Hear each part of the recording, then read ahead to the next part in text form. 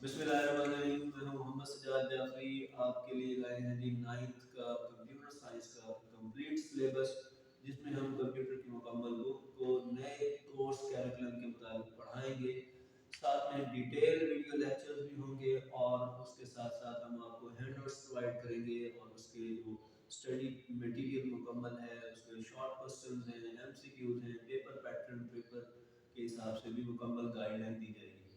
آپ رہیں ہمارے ساتھ اور ہمارے لیکچرز ریگولرلی اٹینڈ کرتے رہیں، انشاءاللہ آپ کو ڈے فرسٹ سے پہلے چیپٹر سے لے کر کے اینڈ آف دی بک تک ہم مکمل لیکچر کرائیں گے۔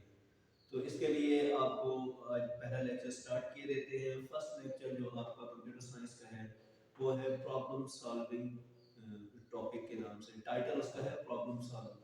جیسا کہ میں نے لکھا ہے، آپ کا چیپٹر نمبر 1 ہے پرابلم سالونگ سٹیپس۔ اب پرابلم سالونگ سٹیپس سے کیا ہوگا؟ پرابلم سالونگ ہی پہلا ٹاپک کیوں ہے؟ دراصل بنیادی وجہ یہ ہے کہ ہم کمپیوٹر سائنس کی ڈومین سے ہیں، اور ہم کمپیوٹر سائنس کے میں رہتے ہوئے پرابلم سالو کرنا چاہ رہے ہیں لوگوں کے۔ وہ ان کی کسی بھی ڈومین سے ہو سکتے ہیں، ان کی بزنس سیکٹر کی ڈومین سے ہو سکتے ہیں، ان کی ایجوکیشن سیکٹر کی ڈومین سے ہو سکتے ہیں، کسی بھی سیکشن کی ڈومین سے ان کے پرابلم ہو سکتے ہیں۔ تو ہم ان کے پرابلم کو سارٹ آؤٹ کرنا چاہ رہے ہیں، سالو کرنا چاہ رہے ہیں۔ لیکن سب سے پہلا جو اسٹیپ ہونا چاہیے پرابلم سالونگ میں، وہ ہے ڈیفائننگ دا پرابلم، کہ ہم پرابلمس کو ڈیفائن کیسے کریں۔ تو اس کے لیے ہی انہوں نے لکھا ہے کہ ڈیفائننگ دا پرابلم۔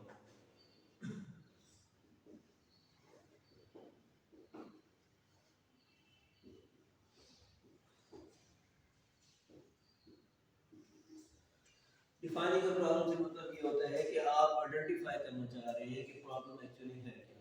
کیونکہ جب تک آپ پرابلم کو آئیڈینٹیفائی نہیں کر پائیں گے، اس کے مکمل پچ کو، اس کے سینسٹیوٹی کو، اس کے سیریسنس کو سمجھ نہیں پائیں گے، تو اس کا ایک پرابلم کا سلوشن پرپوز نہیں کر پائیں گے۔ تو بنیادی ہدف یہ ہے آپ کا کہ آپ کو پہلے پرابلم کو آئیڈینٹیفائی کرنا ہے۔ ٹھیک ہے، اب آئیڈینٹیفائی کرنے کے لیے آپ کے پاس 3 چیزیں جو آپ کے ہی بک میں دیا ہوا ہے، اس ٹاپک کے پیراگراف میں دی ہوئی ہے، چھوٹی سی پکچر بھی دی ہوئی ہے، اور اس میں 3 امپورٹنٹ جو ہے ہیڈنگز دی ہوئی ہے، ان کا جاننا ضروری ہے تاکہ آپ کو ڈیفائننگ کا جو فیز ہے اسے مکمل کر لیں۔ کیونکہ پرابلم کو جو ڈیفائن کرنا ہوگا اسے ہمیں پراپرلی انڈرسٹینڈ کرنا ہوگا، آئیڈینٹیفائی کرنا ہوگا کہ پرابلم کس نیچر کا ہے۔ تو اس لیے ہمیں پہلے ان 3 سٹیپس یا 3 فیزز سے گزرنا ہوگا جسے ہم کریں گے۔ تو وہ ہمارے پاس ہے gain back ground knowledge,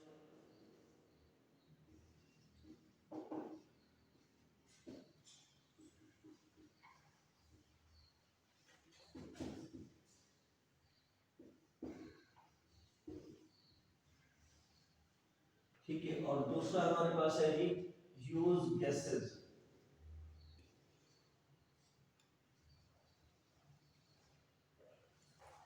third ہمارے پاس ہے ڈرا ا پکچر۔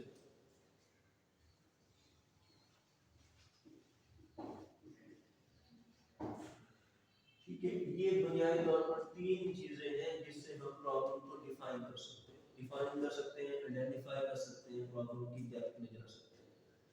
کیا کہ ہمیں پہلے دیکھنا ہے کہ یہ پرابلم اس کا بیک گراؤنڈ نالج کیا ہے، کس ڈومین سے۔ لائک میں کہتا ہوں کہ ہمیں ایک پرابلم کہا گیا ہے کہ ہم نے اسٹوڈنٹس کی فیس کیلکولیشنز کرنی ہے۔ اسٹوڈنٹس ایڈمیشن دیتے ہیں، اپنا ایڈمیشن فیس دیتے ہیں، منتھلی فیس دیتے ہیں ادارے کو۔ تو ادارہ جو ہے اس کی فیس اب ایک اسٹوڈنٹ نہیں ہے، بہت سارے بلک میں اسٹوڈنٹس ہیں، 400-500 اسٹوڈنٹس ایک ادارے میں کام پڑھ رہے ہیں، تو سب کی فیس مینٹین ہو رہی ہے، کلیکٹ ہو رہی ہے۔ تو وہ مینٹین پراپرلی اگر نہیں ہو رہی تو وہ ایک ان کا پرابلم ہے۔ کیوں مینٹین نہیں ہو رہی؟ بعض اوقات ان کے رپورٹ میں مسئلہ ہوتا ہے، ٹھیک ہے، بعض اوقات فیس کلیکشن والے جو ہے وہ مطلب ممبرس چینج ہو جاتے ہیں، ٹھیک ہے، اور اکاؤنٹ آفس میں کچھ ایشوز ہوتے ہیں، یا جو بک کیپنگ ہو رہی ہے وہ پراپر نہیں ہو رہی ہے، جس کی وجہ سے یہ ہمارے پاس فیس کلیکشن اسٹوڈنٹس کی نہیں ہو پا رہی۔ ٹھیک ہے، تو ہم اسی طرح سے ہم کہتے ہیں کہ جس مسئلے کو ہم اسٹڈی کرنے جا رہے ہیں وہ مسئلہ ایجوکیشن سیکٹر کا ہے، تو اس لیے ہم کہتے ہیں کہ پہلے اس سیکٹر کا بیک گراؤنڈ نالج ہمیں تھوڑا بہت ہونا چاہیے۔ اچھا، پھر یوز گیسز۔ یوز گیسز کا مطلب یہ ہے کہ ہمیں کیونکہ ایگزیکٹ تو نہیں پتا، ہم تو سپوز کریں گے، ہم تو آئیڈیا کریں گے، جیسا کہ میں نے کہا کہ فیس کلیکشن ایک مسئلہ سامنے آیا کہ ادارے میں فیس کلیکشن مینجمنٹ صحیح نہیں ہو پا رہی، ٹھیک ہے، بچوں کی، تو ہم گیس کر لیتے ہیں کہ उसको सही से मेंटेन नहीं किया, या इन्होंने जो बंदा बिठाया हुआ वो अकाउंट्स का बंदा नहीं है, ठीक है, या इन्होंने जो बंदे रिसीविंग के लिए रखे हुए हैं वो रिसीविंग की प्रॉपर रिसीविंग रिकॉर्ड नहीं होते, उनके पास स्टैम्प्स नहीं होती, वो साइन नहीं करते, या बहुत सारे ऐसे चीजें जिनको मैं गैस करता हूं। हो सकता है इनमें से किसी एक वजूहात की बिना पर, हो सकता है जो मैं गेस कर रहा हूँ उनमें से वो कोई वजह हो भी ना, कोई रीजन भी ना हो इस मसले की, इस प्रॉब्लम की। इसीलिए मुझे ये पता होना चाहिए जो मैं गेस कर रहा हूँ वो गेसेस मुझे जरूर करने हैं इस बैकग्राउंड नॉलेज के बिहाफ पर। प्रॉब्लम को देखना है, प्रॉब्लम किस बैकग्राउंड का बैकग्राउंड नॉलेज देखना है, उसके बाद कुछ गेसेस अप्लाई करने हैं, कुछ हाइपोथेसिस देने हैं।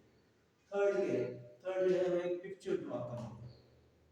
सपोज कर लेते हैं कि हमारे पास जो फीस कलेक्शन का इशू है वो हमारी बुक कीपिंग का मसला है, ठीक है, इन्हीं गैसेस में से एक गैस उठा लेते हैं कि वो एक बुक कीपिंग का मसला है।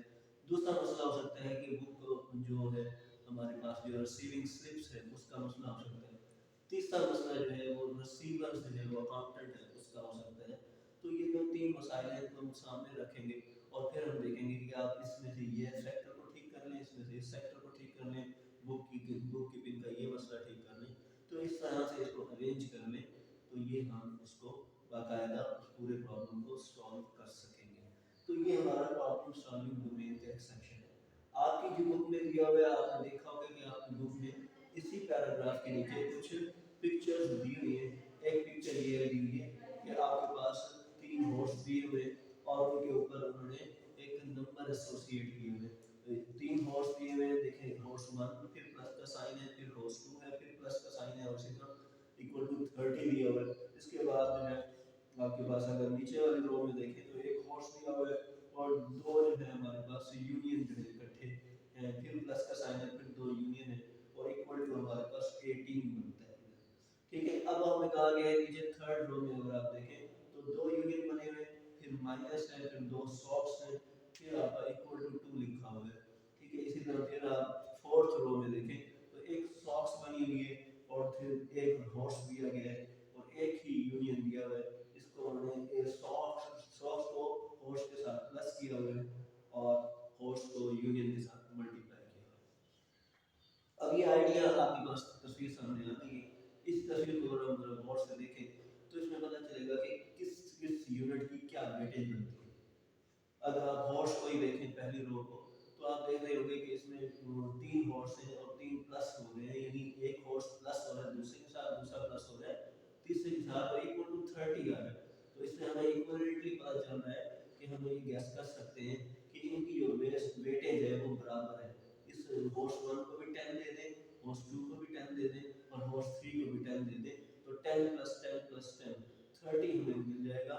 तो इसका पता चला कि ये पिक्चर के अगेंस्ट जो है एक नंबर वेटेज लगी हुई है वो हमने इधर असाइन कर दी, ठीक है।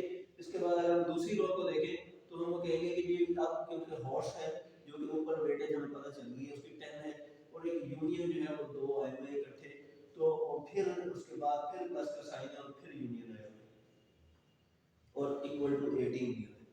अब अगर हम वो 10 हटा दें जो हॉर्स है बाकी बचता है पीछे 8, ठीक है। और 8 जो है और उसको अगर यूनियन को देखें तो यूनियन दो इकट्ठे बने हुए एम की शेप बना हुआ है, यानी दो यूनियन है, इस टोटल 4 यूनियन है और 8 हमारे पास नंबर है और अगर इसको 4 पे डिवाइड करें तो यानी एक यूनियन दो उसकी वेटेज बनती है, ठीक है। तो अब हमारे पास एक हॉर्स और 4 यूनियन का मतलब ये है 18 इक्वल टू हो गया, यानी 10 प्लस 4 प्लस 4, ठीक है। तो ये हमारा 18 हो गया। अगर नीचे आते हैं तो अगेन वो दो यूनियन इकट्ठे दिए हुए थे, उसकी वेटेज हमने कहा था वो 2 2 4 होती है इसलिए वो 4 दिए हुए, माइनस इसमें सॉक्स दिए हुए दो, ठीक है, इक्वल टू 2 दिए हुए। अब सॉक्स की तरफ वेटेज देख लें क्योंकि सॉक्स है कितनी, तो सॉक्स 2 है, ठीक है। यूनियन है कितने, वो भी 2 है। एक यूनियन 2 का था तो दो यूनियन हमारे पास 4 के हुए और सॉक्स हमारे पास एक यूनियन 1 का है तो दो सॉक्स हमारी 2 की हुई, तो इसीलिए ये आपने माइनस करना है, 4 में से 2 माइनस किए बाकी रह गए 2। और आखिरी रो को अगर आप देखें तो एक सॉक्स हमारे पास है और एक हॉर्स है जिसकी वेटेज हम देखा है कि वो 10 है और सॉक्स की वेट हम कह रहे हैं कि वो क्या है, हमारे पास 1 है और मल्टीप्लाई हमने किससे किया हुआ है, वो यूनियन के साथ किया हुआ है। तो तो इसीलिए वो 1 प्लस 10 मल्टीप्लाई n, तो वो यूनियन, ठीक है। अगर आप यूनियन को देखेंगे नहीं, 1 प्लस 10 मल्टीप्लाई 2, 1 प्लस 10 मल्टीप्लाई 2, जब इस किस्म की स्टेटमेंट आती हो तो हमने मैथ के असूल में पढ़ा हुआ है कि ऑपरेटर प्रेसिडेंस होती है। इसका मतलब ये कि हम पहले मल्टीप्लाई करेंगे फिर हम प्लस करेंगे। तो पहले हम क्या करेंगे, 10 मल्टीप्लाई बाय 2 करेंगे, तो कितना हो जाएगा हमारा 20 हो जाएगा। हम उसको किससे ऐड करेंगे, क्योंकि 100 एक है, उसका यूनिट 1 बनता है, तो हमने लिया है 21, इसका आंसर आ जाएगा। अब ये देखें कि हमने किस तरह से पिछले प्रॉब्लम की हमने पूरे प्रॉब्लम के स्टेप्स बनाए, उनको स्टेप्स में हमने उनको आइडेंटिफाई किया कि किस किस शेप की, किस शक्ल की, कि क्या वेटेज, क्या यूनिट वेटेज होती है। अब यूनिट वेटेज को फिर हमने कैलकुलेट किया, जो हमने एक्सप्रेशन दी है। तो इस तरह से हमने इस पूरे प्रॉब्लम को सॉल्व किया। तो आपने देखा कि हमने आज के लेक्चर में प्रॉब्लम डिफाइन करने का तरीका सीखा कि किस तरह से हम प्रॉब्लम डिफाइन कर सकते हैं, किस तरह से हम इन चीज़ों को समझ सकते हैं। तो आज के लेक्चर की थोड़ा सा ऐसे रिकैप दे दें। आज का लेक्चर चैप्टर 1 से ताल्लुक़ रखता था। चैप्टर 1 में हमने प्रॉब्लम सॉल्यूशंस टाइटल के हिसाब से लिया हुआ है, और उसके हमारे पास बुनियादी तौर पर 4 उसमें हेडिंग्स है। उसमें पहली हेडिंग हमारी है डिफाइनिंग द प्रॉब्लम।